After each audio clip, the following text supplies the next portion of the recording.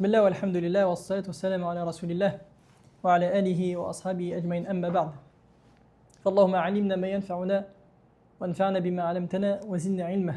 Marhaban, bienvenue les frères et sœurs pour cette conférence donc intitulée le Mawlid, amour du prophète sallallahu alayhi wa sallam ou innovation.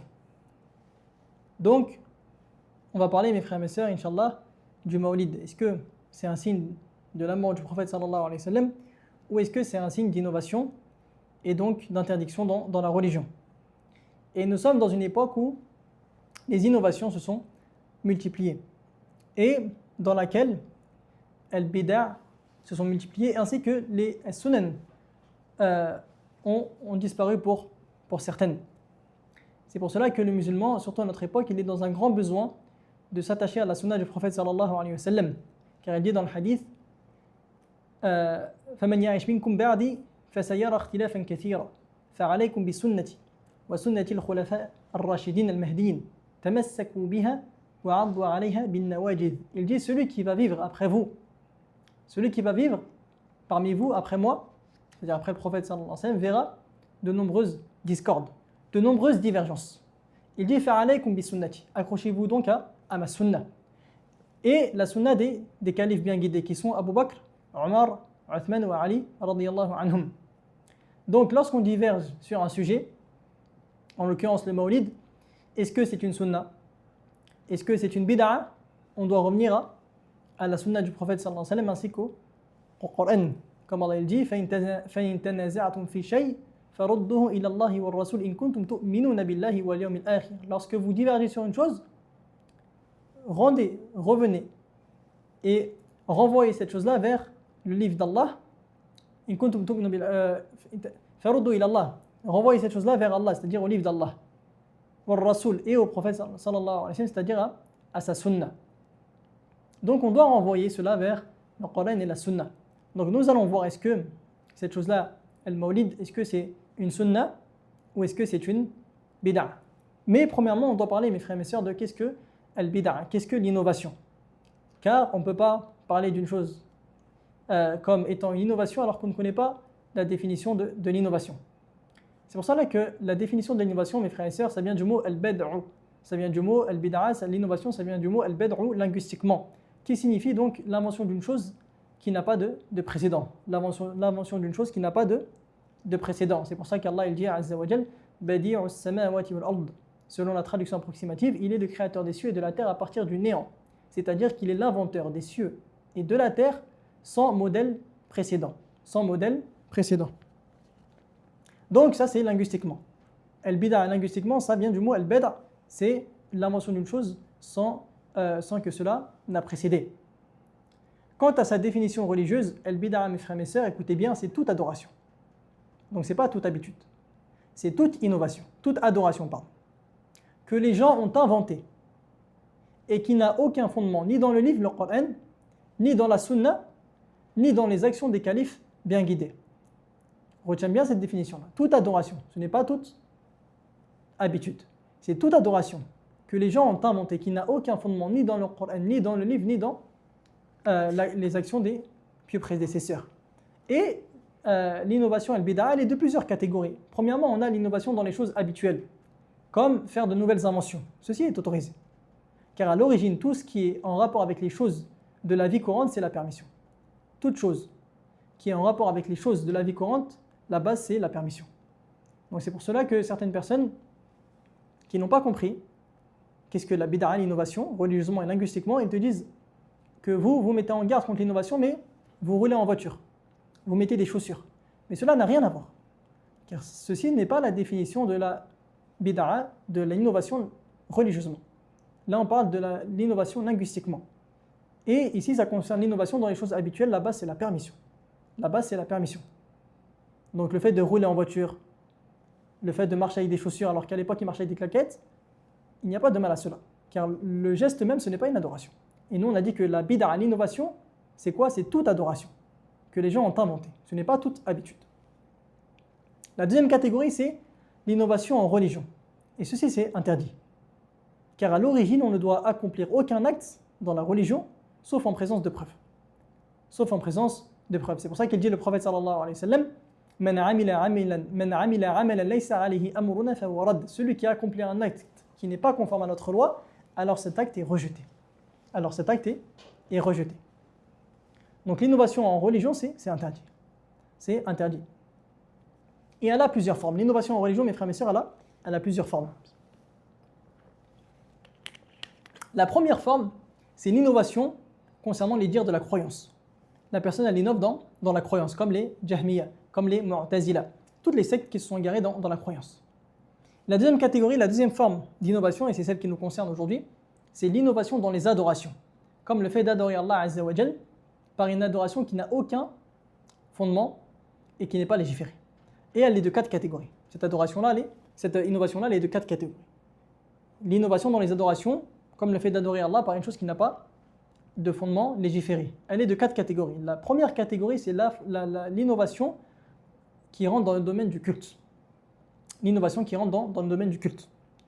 La personne, elle va inventer une adoration qui n'a pas d'origine dans la législation. Comme le fait d'inventer une prière, ou un jeûne qui n'est pas légiféré, ou une fête qui est non légiférée comme les anniversaires, comme la fête des naissances, etc. Donc la première catégorie, c'est ce qui rentre dans le domaine du culte. La personne, elle invente une prière, elle invente une adoration qui n'a aucun fondement. Elle invente une prière, elle invente un jeûne, elle invente une fête, car en islam on a 3 fêtes comme on l'a dit. On a la prière du vendredi, on a Eid el-Fitr et on a Eid el-Adha. On a 3 fêtes en islam. Donc celui qui vient inventer une fête, il a innové une chose qui rentre dans le domaine du culte, il a inventé une adoration. Et ça rentre dedans le Mawlid. La deuxième catégorie d'innovation, c'est ce qui est additionné aux adorations légiférées. La personne, elle ne vient pas inventer une chose, elle vient additionner, elle vient ajouter une chose à une adoration qui est de base légiférée. Alors que dans la première catégorie, la personne, elle vient inventer une chose qui n'a pas de fondement. Ici, non. Ici, la personne, elle vient additionner, elle vient ajouter une chose. Par exemple, elle va prier le dhuhr de 5 unités de prière. Est-ce qu'elle a inventé une adoration? Non, la prière du dhuhr, c'est 4. Mais qu'est-ce qu'elle a fait? Elle a ajouté, elle a additionné. C'est une bid'a, c'est une innovation, mais c'est une innovation qui est additionnée à une chose, une adoration qui est déjà légiférée. Comme on a dit, la personne qui vient faire prier 4 raka'a, 5 raka'a par exemple, le dhuhr, ou elle va prier 4 raka'a le maghrib, alors qu'il est de 3. Donc ici, la personne, elle a innové, mais elle a ajouté une chose à une adoration qui est légiférée. La troisième catégorie, c'est l'innovation dans la manière de pratiquer les adorations. La personne n'a pas inventé une adoration. La personne, elle n'a pas ajouté une chose à une adoration qui est déjà légiférée. Qu'est-ce qu'elle a fait? Elle l'a pratiquée d'une manière qui n'est pas conforme. Elle l'a pratiquée d'une manière qui n'est pas conforme. Par exemple, le fait de réciter les invocations à voix haute. Réciter les invocations, c'est une adoration qui est légiférée. Il n'y a pas de mal à cela. La personne, elle ne va pas ajouter une chose, non. Qu'est-ce qu'elle va faire? Elle va la pratiquer d'une manière qui n'est pas conforme. Elle va réciter les invocations en groupe. Elle va réciter le Coran en groupe. Après la prière du Maghreb, ils se regroupent tous dans la mosquée. Qu'est-ce qu'ils font? Ils lisent le Coran en groupe. L'imam y compris. C'est une bid'a, c'est une innovation.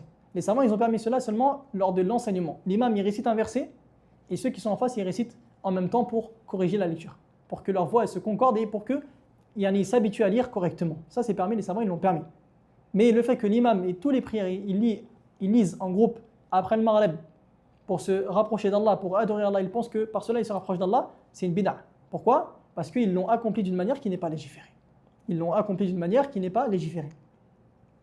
Et la quatrième catégorie de bid'a, c'est déterminer un temps spécifique pour la pratique d'une adoration, alors que la législation n'a pas prescrit ce temps-là.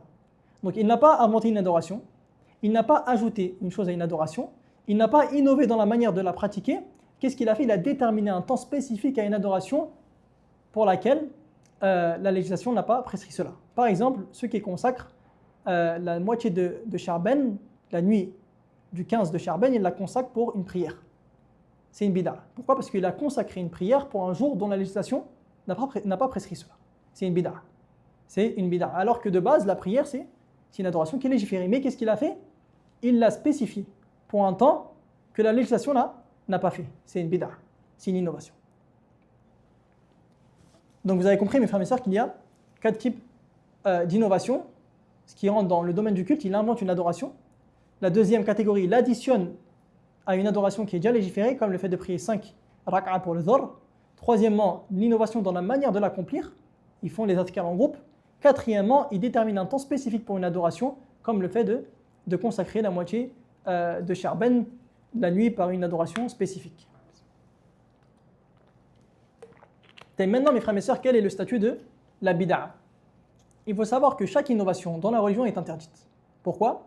Car il dit le prophète sallallahu alayhi wa sallam wa iyyakum wa muhdathatil umur fa inna kulla muhdathatin bid'a wa kulla bid'atin dalalah wa kulla dalalatin fin nar. Il dit méfiez-vous des nouveautés dans les affaires de la religion. Pourquoi? Car toute nouveauté est une innovation et toute innovation est égarement. Et dans une version wa kulla bid'atin dalalah wa kulla dalalatin fin nar, et toute innovation est dans le feu.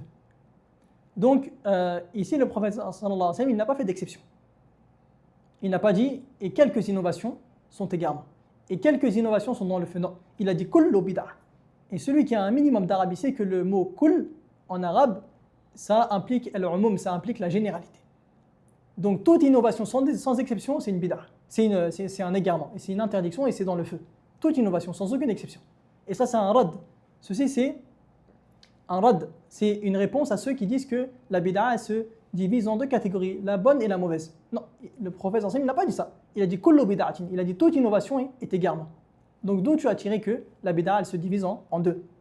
Il dit Cheikh Fawzan hafidallah فدل الحديثان على أن كل محدث في الدين فهو بدعة وكل بدعة ضلالة مردودة.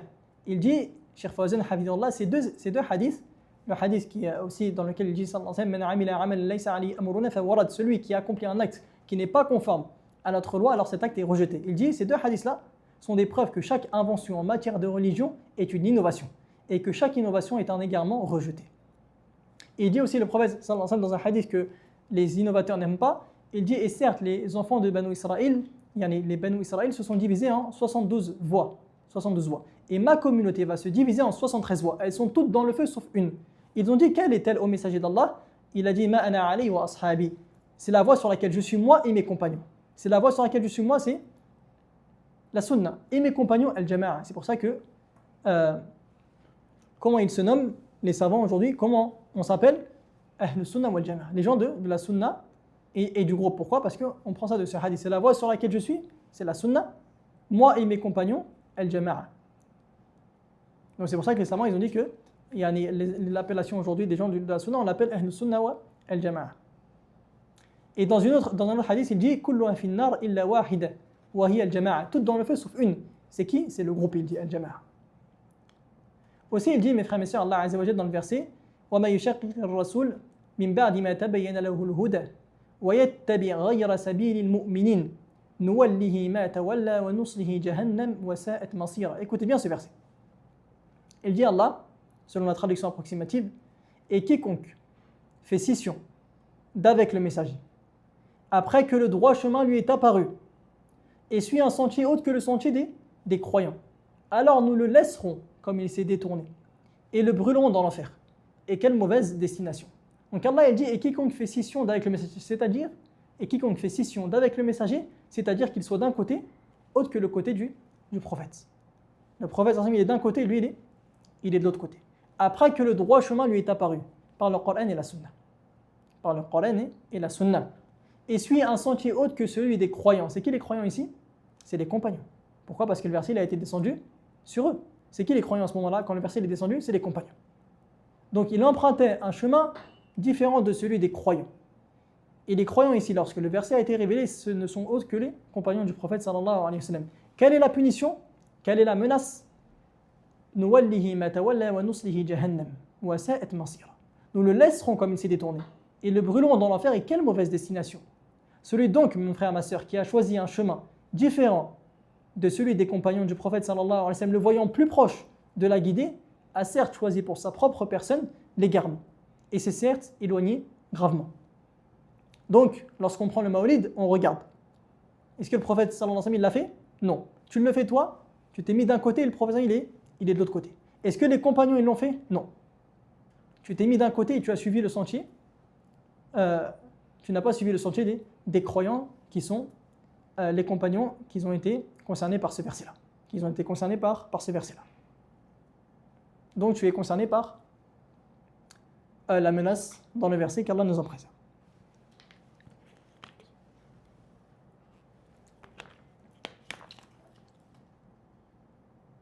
Et des fois, j'enlève la caméra, je remets, on ne sait jamais s'il y a des petits bugs. On passe maintenant, mes frères et sœurs, à Al-Mawlid, le Mawlid. On va parler de qui sont les premiers à l'avoir innové. Ensuite, son jugement. Ensuite, les paroles des salafs sur le Mawlid. Et ensuite, la réponse aux ambiguïtés. Qui l'a inventé, le Mawlid? Il est certain, sans aucun doute, que le prophète sallallahu alayhi wa sallam ne l'a pas fait. Ni les compagnons, ni les tabi'un, ni ceux qui ont suivi les compagnons, ni ceux qui sont venus après les tabi'un, atba'u, at-tabi'in. Donc, qui sont les premiers? Il dit l'imam al-Maqrizi, rahimahullah, les dirigeants fatimidites. Donc, c'est qui les ont inventés? C'est qui a inventé le Mawlid en premier? Al-Fatimiyoun, les fatimidites. Il dit, ils avaient durant l'année plusieurs fêtes. La fête de fin d'année, la fête du début de l'année, le jour de Ashura, l'anniversaire du prophète sallallahu alayhi wa sallam, l'anniversaire de Ali ibn Abi Talib, l'anniversaire de Al-Hassan et Al-Hussein, les enfants de Ali, radiyallahu anhuma, l'anniversaire de Fatima et l'anniversaire du dirigeant en place. Donc ils ont innové combien de choses? Énormément. Il dit, Ibn Taymiyyah rahimahullah, à leur propos, ils sont parmi les plus pervers des gens, ainsi que les plus mécréants. Et la chose qui est connue et dans laquelle il n'y a aucun doute est que celui qui témoigne de leur foi, ainsi que de leur piété ou de la véracité de leurs affiliations, aura témoigné d'une chose qu'il ne sait pas. Ils sont parmi les plus pervers des gens ainsi que les plus mécréants. Est-ce que donc c'est de ces gens-là qu'on prend notre religion? Parmi les plus pervers et les plus mécréants des gens qui ont inventé le Mawlid. Est-ce que c'est de eux donc qu'on prend notre religion? Et son jugement, mes frères et mes sœurs, le Mawlid, il a rassemblé tous les piliers de l'innovation. Il a rassemblé le pilier de l'innovation dans le domaine du culte, comme on l'a vu précédemment. La première catégorie, c'est une adoration qui n'a jamais existé, qui n'a jamais été légiférée. Ils ont inventé cela. Deuxièmement, c'est une innovation dans la détermination d'un temps spécifique, pour la pratique d'une adoration que la législation n'a pas prescrit. Ils ont déterminé un temps spécifique pour se rapprocher d'Allah, ce qu'on appelle le tarsis. Troisièmement, c'est de la ressemblance aux mécréants. C'est de la ressemblance aux mécréants. On va détailler cela. L'innovation dans le domaine du culte, c'est quoi? C'est le fait de considérer un rite, c'est le fait de considérer un temps parmi les temps comme étant un rite, en y invitant les gens afin de se rapprocher d'Allah, soit par obligation ou soit recommandation. Qu'est-ce qu'ils font? Ils disent aux gens, venez, le 12 de Rabi' al-Awwal, on se rejoint tous ici. Pourquoi? Pour se rapprocher d'Allah. Pourquoi? Parce que c'est le jour de la naissance du prophète sallallahu alayhi wa sallam. Ils ont inventé une adoration. Donc c'est le fait de considérer un temps parmi les temps comme étant un rite, en y invitant les gens, soit de manière obligatoire, soit de manière recommandée. Et ceci n'est pas permis, et c'est une innovation. Il dit Allah Azza wa Jal, Am lahum shuraka shara'u lahum min ad-din ma lam ya'zan bihi Allah, ou bien aurait-il des associés à Allah qui auraient établi pour eux des lois religieuses qu'Allah n'a jamais permises, selon la traduction approximative. Et le prophète sallallahu alayhi wa sallam, comme on a dit, ne l'a jamais fait, ni ses compagnons, ni les califes qui sont bien guidés, ni ceux qui les ont suivis avec bienfaisance, at-tabi'un. Et comme nous l'avons vu dans le hadith précédent, il dit sallallahu alayhi wa sallam, méfiez-vous des nouvelles choses. Et wa iyyakum wa muhdathatil umur. Et il dit que toute innovation est égarement, et tout égarement est dans le feu. Donc, il faut qu'on se méfie de cela. Et il dit aussi que celui qui accomplit un acte qui n'est pas conforme à notre loi, à notre affaire, son acte est rejeté. Son acte est rejeté. Aussi, il y a un hadith d'après Abu Najih al-Ibad ibn Saliyah radiyallahu anhu, il dit wa'adana Rasulullah sallallahu alayhi wa sallam maw'izatan baligha. Le prophète sallallahu alayhi wa sallam nous fit une exhortation telle que nos cœurs en frémirent et que nos yeux s'emplirent de larmes. فقال قائل, une personne a dit Ya Rasulallah, ka'annaha maw'izatu muwaddi' fa'awsina, ô messager d'Allah, c'est comme si c'était un sermon d'adieu. Alors conseille-nous. Il dit aussi je vous recommande la crainte d'Allah, et l'obéissance aux gouverneurs, ceux qui sont en place parmi vous, les gouverneurs, même si c'est un esclave abassin. Il dit certes, celui d'entre vous qui vivra après moi, c'est-à-dire après le prophète sallallahu alayhi wa sallam, il verra de nombreuses discordes, de nombreuses divergences. C'est quoi la solution? C'est quoi le remède? Accrochez-vous à ma sunna. C'est tout? Non, il dit encore et accrochez-vous à la sunna des califes bien guidés, les califes qui sont venus après lui sallallahu alayhi wa sallam. Il dit tamassaku biha, il accentue la chose. Tamassaku biha, accrochez-vous à celle-ci. Wa addu alayhi bin nawajiz, accrochez-vous, mordez-la avec vos molaires. C'est une exagération dans ce qui a précédé. Wa iyyakum wa muhdathatil umur, فإن كل محدثة بدعة وكل بدعة ضلالة. Et prenez garde aux choses nouvelles, aux innovations dans la religion, car toute innovation est un égarement. Et comme on a vu dans l'autre version, et tout égarement est dans le feu. Et tout égarement est dans le feu. Donc, est-ce que c'est nous, mes frères et mes sœurs, qui voulons faire plus de bien que le prophète sallallahu alayhi wa sallam? Est-ce qu'on aime et on est plus ardent quant au fait de faire le bien, plus que les compagnons, plus que les califes bien guidés? S'il y aurait eu un bien dans cela, ils auraient été les premiers à nous précéder. Il dit le prophète sallallahu alayhi wa sallam, La tasubbu ashabi, n'insultez pas mes compagnons. N'insultez pas mes compagnons. Fawalladhi nafsi biyadi. لو أن أحدكم أنفق مثل أحد ذهبا ما أدرك مد أحدهم ولا نصيفه. Il dit n'insultez pas mes compagnons, car par celui qui détient mon âme dans sa main, si l'un d'entre vous dépense la montagne d'Uhud en or, la montagne d'Uhud en or, cela n'atteindrait même pas une poignée, ni une demi-poignée d'une de leurs aumônes. Celui qui connaît les sahaba, les compagnons, il sait qu'ils ont un grand mérite. Celui qui connaît les sahaba, il sait qu'il ne peut pas les devancer. Et que si le Maolid, ça avait été un bien, il nous aurait précédé dans cela. Il nous aurait précédé dans cela. Aussi, mes frères et mes sœurs, on a dit que le Maolid, il a aussi rassemblé l'innovation dans la détermination d'un temps spécifique pour la pratique d'une adoration. Ils ont spécifié un jour qui est le 12 de Rabi' al-Awwal. Là, on est le 9, il me semble, ou le 8. Donc le Maolid, c'est dans quelques jours. Ils ont spécifié un jour pour le Maolid. Et ceci, c'est pas permis. Pourquoi? Il y a un hadith qui est rapporté par Muslim, dans lequel il dit le prophète sallallahu alayhi wa sallam, La takhtassu laylat al-jumu'ah bi qiyamin min bayni al-layali wa la takhussu yawm al-jumu'ah bi siyamin min bayni al-ayyam illa an yakuna fi sawmin yasumuhu ahadukum. Il dit le prophète sallallahu alayhi wa sallam, ne spécifiez pas la nuit du vendredi par une prière en dehors des autres nuits, ni le jour du vendredi par un jeûne en dehors des autres jours, sauf si c'est un jour de jeûne que l'un d'entre vous jeûne habituellement. Donc si on a été ordonné de spécifier la nuit du vendredi, qui est la meilleure nuit, par une prière de nuit qui est la meilleure des prières après les obligations, que dire de spécifier une chose qui n'a jamais été rapportée? Le Maolid. C'est interdit pour le musulman de spécifier Qiyamul Layl, la prière de la nuit le vendredi, la prière de la nuit du vendredi, ni le jeûne le jour du vendredi. Que dire donc du Maolid? Que dire donc du Maolid? Donc il est interdit pour le musulman de spécifier un jour par une adoration et de délaisser les autres jours. Parce qu'il pense qu'il y a un fadl, un mérite dans cela. Ou il pense que c'est un jour comme le vendredi. Il dit, moi je ne vais pas prier. Je prie jamais la nuit, sauf la nuit du vendredi parce que c'est le vendredi. C'est interdit. Le prophète sallallahu alayhi wa sallam, il a interdit cela. Tu veux prier, prie toutes les nuits. Tu veux prier, prie quand tu as la force. Ne dis pas, je vais spécifier ce jour-là pour prier. Parce que c'est la nuit de tel jour.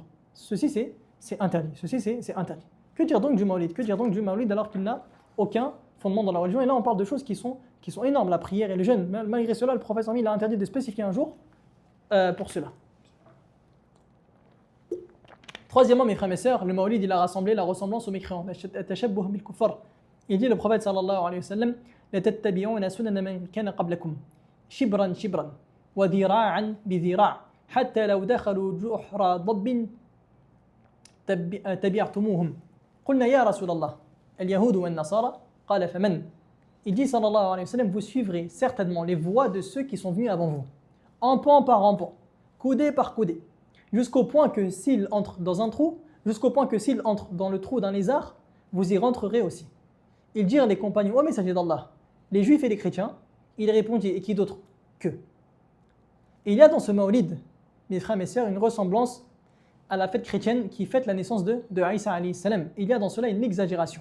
Il dit le prophète sallallahu alayhi wa sallam, La tatruni kama atrati an-nasara ibn Maryam fa innama ana abdu faqulu abdullahi wa rasul. Il dit sallallahu alayhi wa sallam, ne me faites pas des éloges exagérés comme l'ont fait les chrétiens avec Isa, avec le fils de Maryam, c'est-à-dire Isa, le fils de Maryam alayhi salam. Certes, je ne suis qu'un serviteur. Ainsi dites le serviteur d'Allah et son messager. Ainsi dites le serviteur d'Allah et son prophète. Car il y a des gens, pendant le Maolid, ils dépassent les limites. Et ils en viennent à tomber dans le shirk, dans l'association à Allah Azza wa Jalla.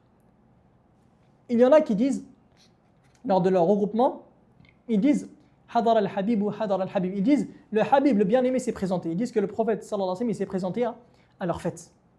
Ils disent Hadar al-Habib, Hadar al-Habib. Il y en a d'autres qui sont pires que cela. Ils lisent un poème de kufr, de mécréance qu'on appelle Al-Burda.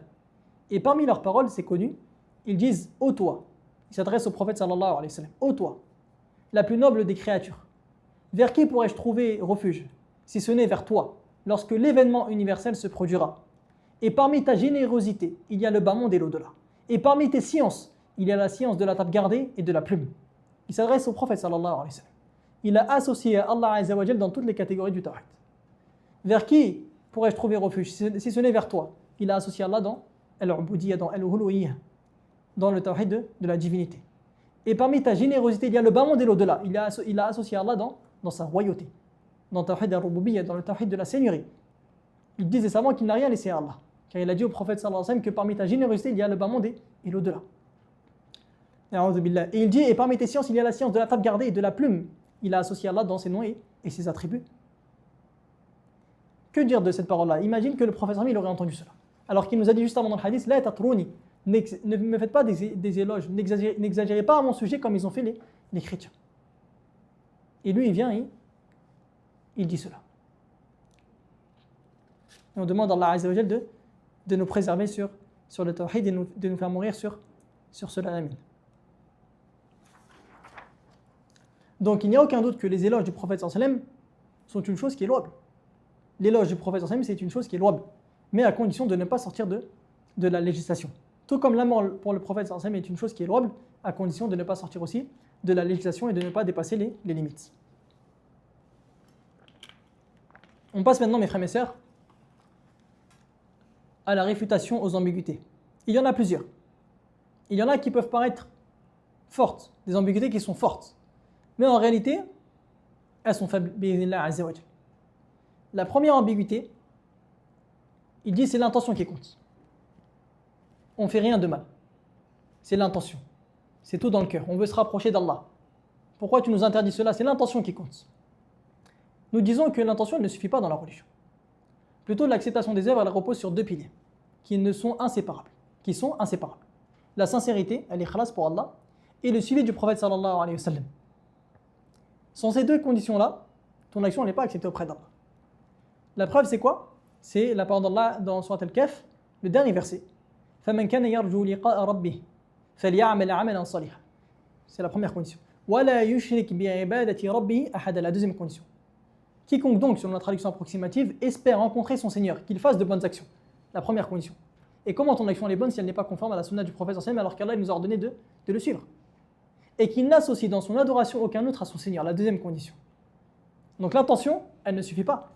Et il dit Allah azza wa jal dans Surat Al-Mulk, Alladhi khalaqa al-mawta wa la hayata liyabluwakum ayyukum ahsanu amala. Celui qui a créé la mort et la vie afin de vous éprouver et de savoir qui de vous est le meilleur en œuvre. Wa huwa al-ghafurur rahim. Et c'est lui le puissant, le pardonneur.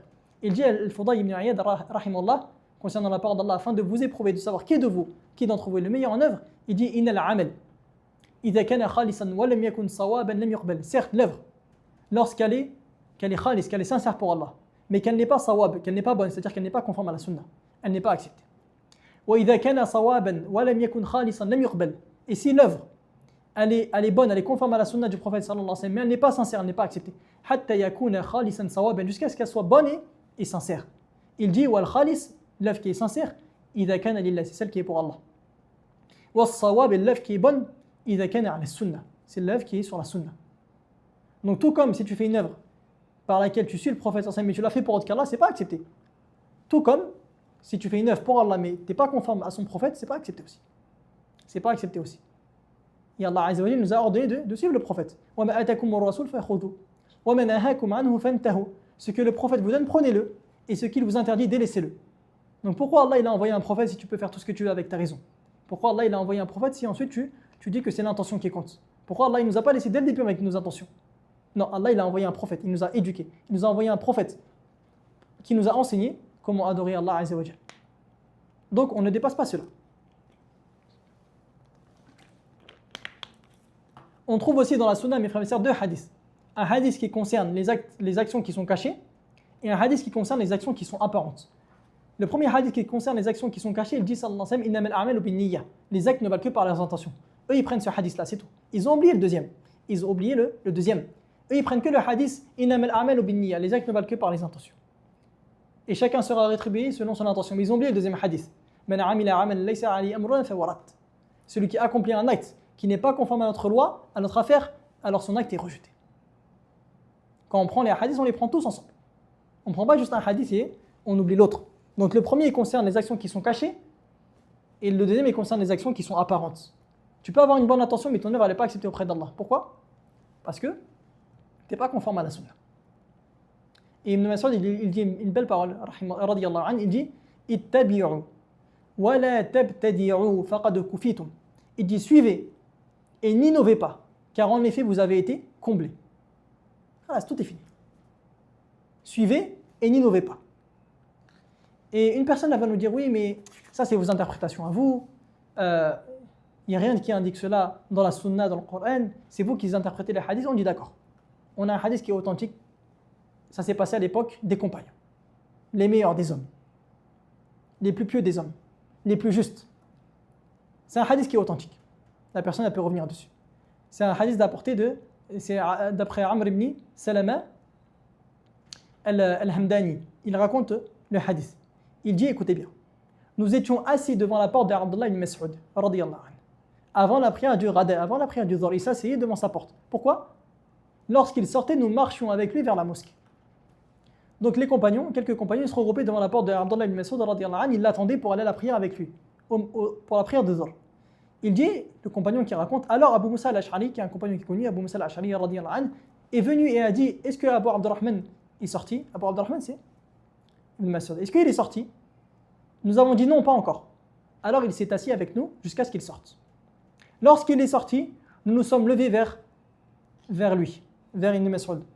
Et Abu Musa al-Ash'ari radiyallahu anhu lui a dit, oh Abu Abdurrahman, j'ai certes vu précédemment dans la mosquée une chose que j'ai réprouvée, mais je n'ai vu que du bien, et la louange est tout à Allah. Il dit Abu Musa al-Ash'ari radiyallahu anhu à Ibn Mas'ud radiyallahu anhu, j'étais à la mosquée tout à l'heure, j'ai vu une chose que j'ai réprouvée. Mais en même temps, j'ai vu que c'était une chose qui faisait que c'était du bien. Il a dit à Abdullah ibn Mas'ud, de quoi s'agit-il? Il a dit à Abu Musa al-Ash'ari, si tu vis, si tu restes en vie, tu vas voir. J'ai vu des gens assis, en groupe, qui attendaient la prière. Dans chaque groupe, il y avait un homme qui avait des pierres dans la main. Et il disait, faites le takbir 100 fois, dites Allahu Akbar 100 fois. Alors il faisait le takbir 100 fois. Puis il disait, faites le tahlil 100 fois, dites la ilaha illallah 100 fois. Alors il le faisait. Puis il disait, faites le tasbih 100 fois, dites subhanallah 100 fois. Alors il le faisait. Ibn Mas'ud, écoutez bien qu'est-ce qu'il dit. Et que leur as-tu dit? Il a dit à Abu Musa al-Ash'ari, je ne leur ai rien dit, j'attendais de voir ce que tu en penses. Il a dit à Abdullah ibn Mas'ud, pourquoi ne leur as-tu pas ordonné de compter leurs péchés? Et que tu leur aurais alors assuré que cela ne va en rien diminuer leurs bonnes actions. Alors il a avancé, il dit, et nous avons avancé avec lui jusqu'à ce qu'ils arrivent vers l'un de ces groupes. Ils ont avancé vers la mosquée, Abdullah ibn Mas'ud radiyallahu anhu, il est arrivé auprès d'un de ces groupes-là. Il s'est arrêté vers eux et a dit, qu'est-ce que cette chose que je vous vois faire? Qu'est-ce que vous êtes en train de faire? Ils ont dit, oh Abu Abdurrahman, oh Ibn Mas'ud, ce sont des pierres, ce sont juste des pierres avec lesquelles on compte le tahlil, le takbir et le tasbih. Il a dit, comptez plutôt vos péchés, car je vous garantis que cela ne diminuera en rien vos bonnes actions. Malheur à vous, ô communauté de Mohammed. Comme votre perte est rapide.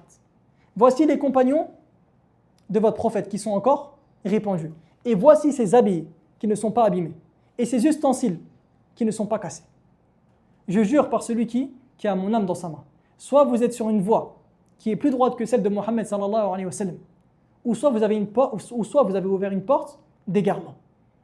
Je jure par celui qui détient mon âme dans sa main, soit vous êtes sur une voie plus droite que celle de Mohammed sallallahu alayhi wa sallam, soit vous avez ouvert une porte d'égarement. Écoutez bien ce qu'ils ont dit. Ils ont dit, par Allah, Wallahi, ya Abu Abdurrahman, on n'a voulu que le bien. Ils ont dit, par Allah, oh Abu Abdurrahman, nous n'avons voulu que le bien. Par cela, on n'a voulu que faire le bien. Il a dit, écoutez bien une phrase qui est répétée aujourd'hui, tous les jours, qui est transmise aujourd'hui, qui est partagée tous les jours. Wa kam min muridin lil khayr lan yusibah. Et combien de personnes qui veulent le bien ne l'atteignent pas? Et combien de personnes qui veulent le bien ne l'atteignent pas? Il ne suffit pas juste que tu veuilles faire le bien. Il faut que tu l'atteignes. Et tu ne vas pas l'atteindre sauf si tu es conforme à la sunna du prophète et sincère pour Allah. Il dit ensuite, Ibn Mas'ud, certes le messager d'Allah nous a informé que des gens allaient lire le Coran, mais il ne va pas dépasser leur gorge. C'est qui? Les Khawarij. Ils lisent le Coran, mais ils ne méditent pas. Ils lisent juste avec leur langue. Ils disent, par Allah, je ne sais pas, peut-être que la plupart d'entre vous font partie de ces gens. Puis ils s'écartent à d'eux. Puis ils s'écartent, ils s'enfuient d'eux. Écoutez bien celui qui rapporte le hadith, qu'est-ce qu'il a dit? Il dit, nous avons vu la plupart de ces gens qui étaient dans ces groupes-là faire le tasbih avec des pierres, nous combattre avec les Khawarij le jour de Nahrawan. La plupart de ces gens-là qui étaient en train de faire le tasbih avec des pierres en groupe, il dit quoi le compagnon? Nous les avons vus nous combattre, ils ont combattu les compagnons avec les Khawarij. Regarde donc l'effet de l'innovation. Regarde donc l'effet de l'innovation. Ils ont dit pourtant on n'a voulu que faire le bien. C'est l'intention qui compte. Retiens cette parole-là d'Ibn Mas'ud. Combien de ceux qui veulent le bien ne l'atteignent pas? Et ceci, mes frères et sœurs, c'était à l'époque des compagnons.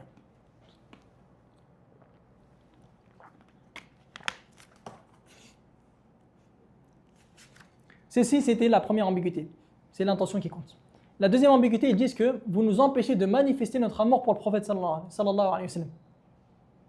Ils disent que nous, on aime le prophète sallallahu alayhi wa sallam, donc on le manifeste comme cela. Et vous nous interdisez cela. Il dit, Ibn Qayyim rahimahullah ta'ala, écoute bien, la question n'est pas dans le fait que tu aimes Allah. Plutôt dans le fait qu'Allah t'aime. Et Allah ne t'aimera que si tu suis son bien-aimé de manière apparente et cachée. Il dit, et médite sur la parole d'Allah, et suivez-moi. Allah vous aimera donc. Il dit, c'est-à-dire, c'est-à-dire, la question c'est dans le fait qu'Allah vous aime. Non dans le fait que vous aimez Allah.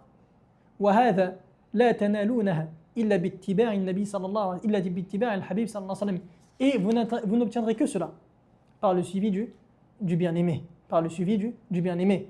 Il dit à Al-Hasan al-Basri rahimahullah, ainsi que d'autres parmi les salafs, زعم قوم أنهم يحبون الله فابتلاهم الله بهذه الآية فقال قل إن كنتم تحبون الله فاتبعوني يحببكم الله. Il dit, Al-Hasan al-Basri, ainsi que d'autres parmi les salafs, un peuple a prétendu aimer Allah. Il les a donc éprouvés par ce verset. Dit, si vous aimez vraiment Allah, suivez-moi. Allah vous aimera alors. Donc celui qui prétend aimer Allah, aimer son prophète, regarde vraiment s'il suit le prophète sallallahu alayhi wa sallam, car c'est lui la mizaine. C'est lui vers lequel on regarde nos actions pour voir si on est conforme à sa sunna. Si tu aimes vraiment quelqu'un, tu le suis. Donc ceux qui prétendent qu'ils aiment le prophète sallallahu alayhi wa sallam, c'est une prétention qui ne suffit pas. Il faut voir ses œuvres à lui. Est-ce que vraiment il est conforme à la sunna du prophète sallallahu alayhi wa sallam ou est-ce qu'il s'en écarte? Comment peut donc-il prétendre aimer le prophète sallallahu alayhi wa sallam alors qu'il s'écarte de sa sunna jour et nuit? La troisième ambiguïté, mes frères et mes sœurs, ils disent qu'il y a de bonnes innovations et de mauvaises innovations. Comme il a dit à Omar, lorsque Omar il a rassemblé les gens pour les prières du Tarawih après la mort du prophète sallallahu alayhi wa sallam, qu'est-ce qu'il a dit? Il a dit quelle bonne innovation, celle-ci. Nous disons que la parole de Omar ici, c'est d'un point de vue linguistique. C'est une innovation qui est linguistique. Pourquoi? Parce que cet acte-là, ce n'est pas une chose qui est innovée. Car le prophète sallallahu alayhi wa sallam, il l'a fait pendant 3 nuits avec les compagnons. Mais ensuite, il s'est abstenu de cela par peur que la prière du Tarawih en groupe devienne obligatoire. Et lors de sa mort, cette chose-là n'est plus possible, car la révélation s'est interrompue. Donc la peur qu'il avait le prophète sallallahu alayhi wa sallam pour cela, elle s'est arrêtée. Donc il n'y avait aucun mal à rassembler les compagnons derrière un seul imam pour le Tarawih, et c'est une sunna qu'il a revivifiée, Omar radiyallahu anhu. Donc ce n'est pas une innovation dans la langue religieusement, c'est une innovation linguistiquement. Il a revivifié une sunna qui n'avait pas été faite auparavant, car le prophète il l'a fait seulement 3 nuits, ensuite il l'a délaissé. Donc il a revivifié une chose qui était morte.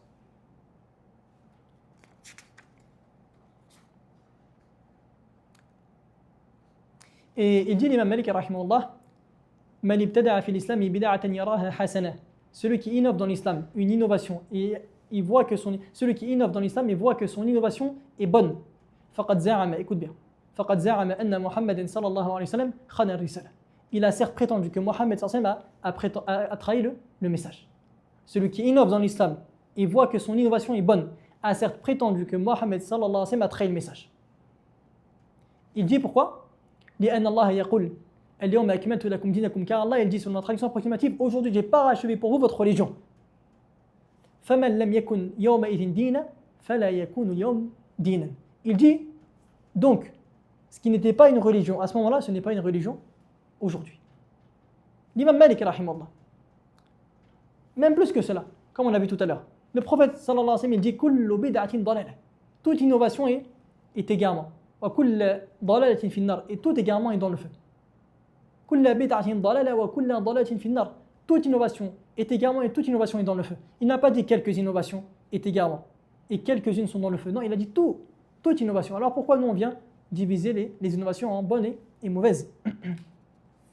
La quatrième ambiguïté, mes frères et mes sœurs, ils disent que le prophète sallallahu alayhi wa sallam il jeûnait le lundi, car c'est le jour dans lequel il est né, donc il célébrait son anniversaire.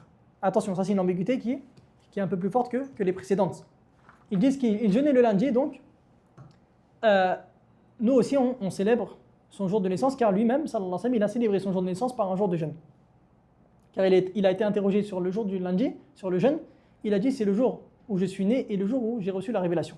Premièrement, nous leur disons que la raison pour laquelle le prophète il jeûnait, ce n'est pas seulement cette raison-là. C'est un autre hadith.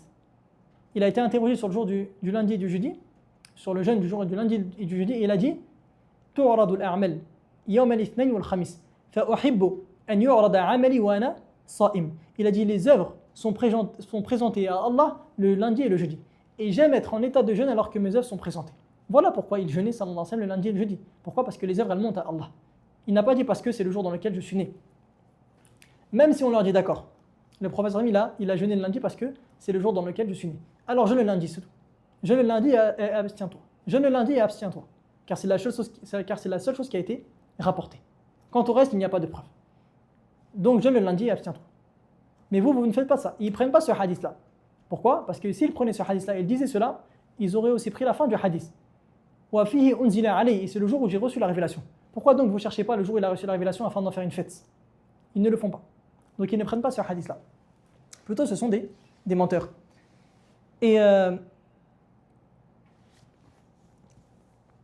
comme on a dit, la raison pour laquelle ils jeûnaient sans c'est parce que ces œuvres les œuvres du serviteur, elles montent le jour du lundi et du jeudi, et il aimait sallallahu alayhi wa sallam être en état de jeûne, alors que ces œuvres, elles montent. Et en plus, c'est un jour qui est spécifique, c'est le lundi, ça a été rapporté, donc on s'abstient et on s'arrête à cela. Mais eux, ils ne font pas cela. Eux, ils cherchent un jour dans lequel il est né. Ils ne cherchent pas le lundi. Ils regardent la date, le 12 de Rabi' al-Awwal, et ils en font une fête. Alors qu'il n'a jamais fait cela, sallallahu alayhi wa sallam. Aussi, personne parmi les meilleurs siècles ne l'a célébré. Personne n'a fait cela parmi les meilleurs siècles. Et les meilleurs siècles, c'est les trois premiers. Comme il a dit, sallallahu alayhi wa sallam, mon siècle, le siècle au prophète, sallallahu alayhi wa sallam, à chaque fois je fais ça par automatisme, mais il ne faut pas faire cela, c'est un automatisme. Il dit mon siècle à moi, ensuite ceux qui viennent après, ensuite ceux qui viennent après. Donc même les trois premiers siècles, ils ne l'ont pas fait. Donc votre interprétation du hadith, elle n'est pas bonne, elle est erronée. Troisièmement, il n'a pas été authentifié à quelle date exactement il est né le prophète sallallahu alayhi wa sallam. Plutôt les savants, ils ont divergé entre le 8, le 10 et le 12. Et encore d'autres paroles, nombreuses. Donc il n'est pas authentifié à quel jour exactement il est né sallallahu alayhi wa sallam. Donc comment tu peux prendre ce jour-ci en tant que fête? Quatrièmement, le mois dans lequel il est né, c'est le mois dans lequel il est mort. Le jour dans lequel il est né, c'est le jour dans lequel il est mort.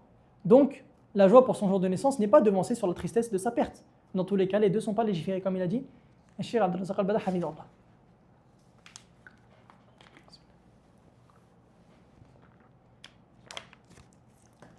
On passe maintenant, mes frères et mes sœurs, à la dernière partie du cours, les paroles des salafs sur le Mawlid.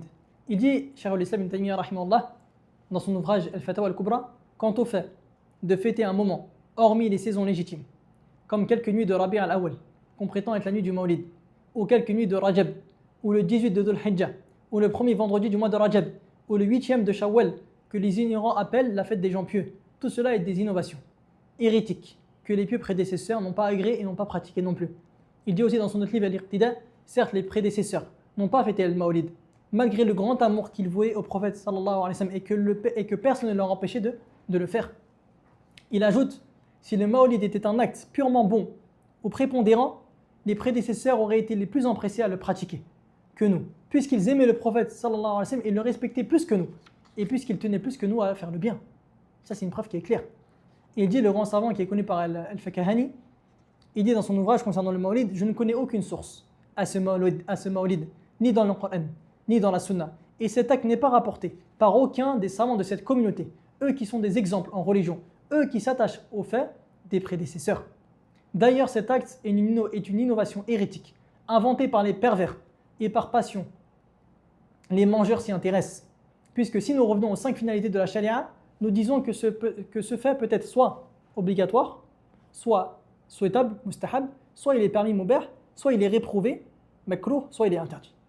Soit il est interdit. Il ne sort pas de ces 5 choses-là. Il dit le mawlid ne peut être qualifié comme obligatoire, unanimement. Ça ne peut pas être obligatoire sans aucune divergence. Ni comme souhaitable. Parce que le souhaitable, le mandoub, c'est ce que la charia, ce que la législation ordonne de faire sans pour autant blâmer le négligent. Ça n'a pas été rapporté. Mais quant à ce mawlid, il n'est pas recommandé par la charia.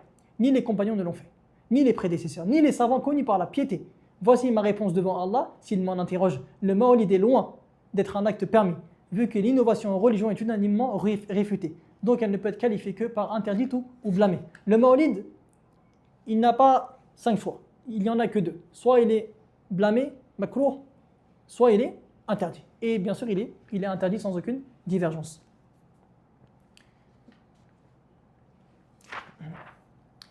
Ceci, mes frères et mes sœurs, c'est les cas récurrents du mawlid. Certaines personnes, elles se rejoignent le jour du mawlid pour s'offrir des cadeaux, pour lire la biographie du prophète sallallahu alayhi wa sallam, comme s'il n'y avait que ce jour-là où il devait lire la biographie. Toute l'année, il ignore son prophète. Tu lui demandes à quel âge il est mort, à quel âge il est né, quand est-ce qu'il a émigré, il ne connaît rien. Mais le jour du mawlid, il ouvre un livre sur la sira.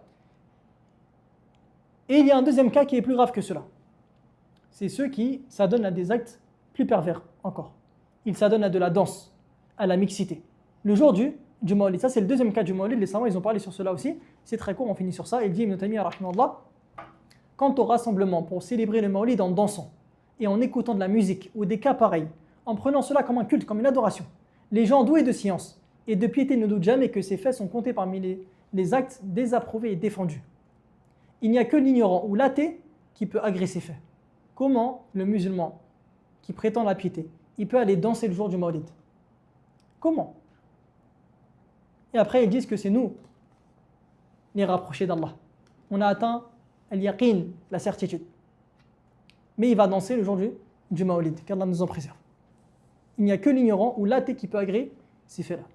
Et Al-Fakahani, il dit aussi, la deuxième catégorie des actes commis pour célébrer le mawlid est ceux comportant des péchés, et qu'on s'adonne à les faire et s'y consacre au point que l'on dépense de ses biens sous la contrainte, et en étant mécontent et en sentant la douleur de l'injustice. Ils prennent l'argent des gens aussi. Le jour du mawlid, ils prennent l'argent des gens. Ils volent, et ils commettent de l'injustice, et ils mangent leurs argent sans droit. Il dit surtout quand on ajoute à tout cela les chants, en plus de remplir les ventres à la musique des tambours et les autres instruments musicaux.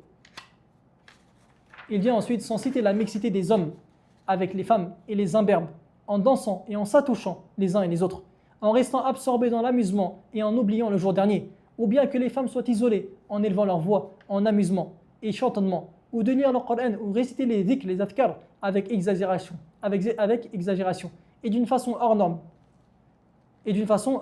tout en restant inattentif à cette parole d'Allah, car ton Seigneur demeure aux aguets. Ceci, mes frères et mes sœurs, c'était donc le deuxième cas du mawlid, qui est encore plus grave que le premier. C'est ceux qui s'adonnent à des chants, à de la danse, à de la mixité. Ils prennent l'argent des gens injustement. Le jour du mawlid, et en même temps ils prétendent se rapprocher d'Allah. C'est ce qu'on voulait dire, mes frères et mes sœurs, sur cela. Et on demande à Allah Azza wa Jal de nous maintenir sur la sunna du prophète sallallahu alayhi wa sallam et de nous faire mourir dessus. Et on demande à Allah Azza wa Jal de nous préserver de telles choses. Car personne n'est à l'abri, mes frères et mes sœurs. On ne doit pas se moquer ou en rigoler, plutôt on doit demander à Allah Azza wa Jal de nous préserver de cela, car personne n'est à l'abri de cela. Et on demande à Allah Azza wa Jal de faire parvenir la vérité à ceux qui ne savent pas concernant le mawlid, et que cette conférence-là soit un bien pour ceux qui l'écoutent.